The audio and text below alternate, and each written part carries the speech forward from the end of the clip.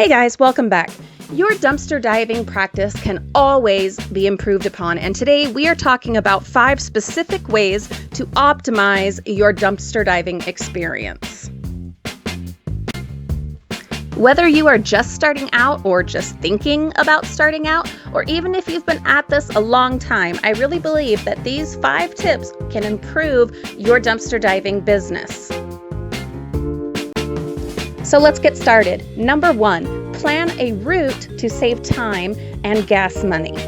Know which bins you're going to hit. Are they at stores, parks, schools, wherever?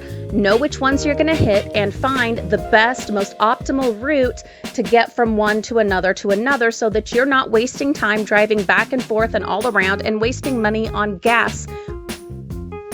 If you're hitting up, say, Bed Bath & Beyond, are there other stores with open bins right there in that same strip mall or same general location? Go ahead and hit those bins while you're at it. Don't say, oh, I'll come back tomorrow, or even I'll come back tonight. Just get it done. My bread and butter are public schools that I hit in the summertime. So it only makes sense that I would map out what ones I'm going to hit, one after the other, so that I'm not wasting time away from my family and I'm not wasting precious gas money. My second top tip is to always have water and snacks with you. I've learned this through years of experience and difficult situations where I wished I would have brought something with me and have ended up having to stop somewhere, gas station or whatever, and pay like triple what I should have for something I could have brought with me that I already had at home. I do the majority of my dumpster diving in the summertime, and though I always try to leave early in the morning before it gets too hot, guaranteed by noon or 1, when I'm wrapping it up and I'm finishing my routes, it's going to be scorching. I live in a desert. If I don't have water and snacks with me, I am setting myself up for trouble. This is particularly important if you have to bring kids along with you, which I did during the first few years that I was diving. I always had my babies with me, so you need to plan ahead of time, not only for their entertainment, things to keep them busy while you're doing what you're doing, but also having food and snacks along, or it is going to turn into meltdown fest and nothing good will come of that. My third tip is yet another one that I've had to learn over and over and over, and I guarantee as we go into the 2018 diving season, I will probably learn it yet again. This one is all about having enough room. What vehicle are you taking to go dumpster diving, or are you just walking down the road with your little red wagon? Whatever it is that you have, keep in mind there is a good chance you're going to find stuff that you don't have room for if you are not prepared ahead of time, if you don't have some kind of plan in place. What I like to do is halfway through my day of diving, I like to come home, unload everything, clean it all out, and then head back out, because I have kind of a northern route, a local route, and a southern route. If I go and hit the northern one and half of the local route, then I can come home, unload everything. I'm not spending extra time or gas money to come home. And then once it's all unloaded and I've kind of refreshed, used the bathroom, had, some lunch or a mid-morning snack or whatever, then get myself ready again and head out to finish my local route and then go and do my southern route. That way, most likely, I will have enough room for all of the things that I end up finding. There have been some instances where I didn't plan ahead. I didn't stop and, dump everything off as I should have done for one reason or another, and have really ended up regretting it. So have some kind of plan that way, especially if you're into volume, hardcore diving the way that I am, you're going to need the room. So plan that out. My fourth tip or suggestion for optimizing your dumpster diving experience, this one is vital. If you are in it to make money, you need to move those products as soon as possible.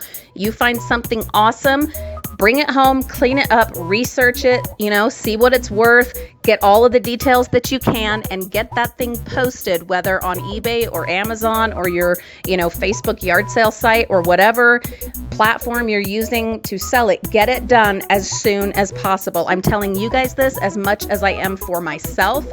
That is something that is going to make the biggest difference, is getting it done as soon as possible. Get that money coming in, because once you get that money coming in, you have this bright, shining motivation, this beacon of hope that will get you out there the next time, the next weekend, the next night, the next day, whenever it is that you need to be diving.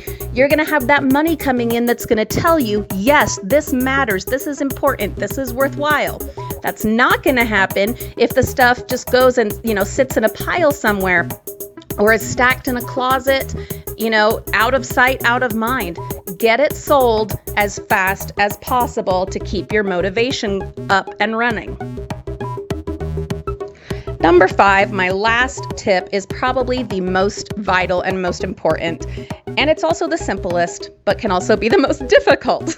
And that is, have a good attitude. It can be so hard when you have been to bin after hot, stinky bin, and there has been nothing good, nothing to show for your efforts.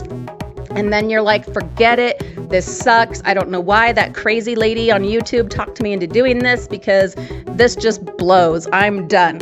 Well, okay, but the next weekend you might have found gold in the bins, like literal, real life gold.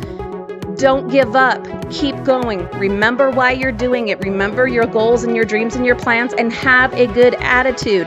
There are so many things, think about it, that you look back and you can laugh about that were pretty miserable or ridiculous or even devastating at the time, become your funniest stories at family reunions, okay? So have a good attitude. Find a way to put a positive spin on everything that happens. See the silver lining. Find something good in every situation, even if the only good thing was that you learned something. It was educational. That counts. So, quick recap.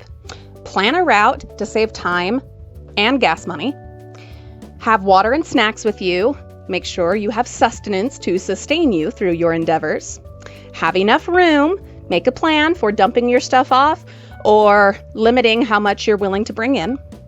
Move and sell stuff as soon as possible, so that not only can you make money off of it and have that incentive and motivation, but also so that it doesn't clutter up your home, living space, car, whatever, and cause problems in your home life. And finally, and most importantly, have and maintain a good attitude. Look for the positive.